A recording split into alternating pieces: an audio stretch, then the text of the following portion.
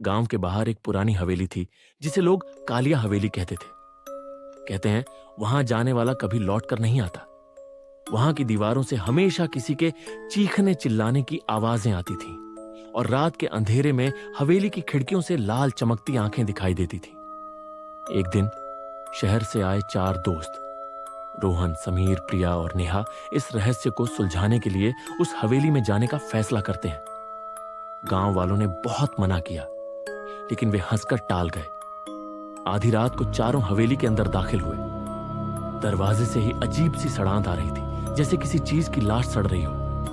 अंदर घुसते ही दरवाजा अपने आप तेज आवाज से बंद हो गया। चारों ने टॉर्च जलाई, लेकिन रोशनी बेहद धीमी पड़ गई।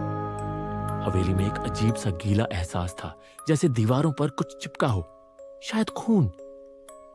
तभी नेहा ने एक आईने में खुद को देखा, लेकिन आईने में उसकी जगह एक कटी फटी जली हुई औरत की परछाई थी। अचानक आईना टूट गया और नेहा जमीन पर गिर पड़ी।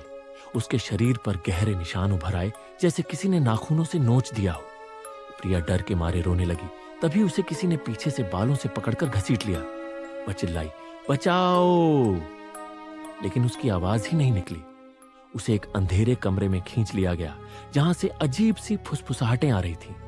रोहन और समीर भागने लगे, लेकिन जितना भागते उतना ही हवेली और बड़ी लगने लगी। वे उसी जगह बार बार पहुंच जाते थे। तभी अचानक सामने एक छाया खड़ी हो गई, लंबी, बिना चेहरा, आंखों से काला धुआं निकलता हुआ। वह छाया गुर्राई, तुम लोग यहां क्यों आए? यह हवेली मेरी है, अब तुम भी यहां हमेशा रहोगे। अगली सुबह गांव वालों ने देखा कि हवेली के बाहर 4 नए खून से सने हाथों के निशान बन चुके थे। अंदर से फिर वही डरावनी चीखें आने लगीं, लेकिन अब उन आवाजों में रोहन, समीर, प्रिया और नेहा की चीखें भी शामिल थी। और उस रात के बाद वे चारों कभी वापस नहीं लौटे। कहानी का अंत या एक नई शुरुआत?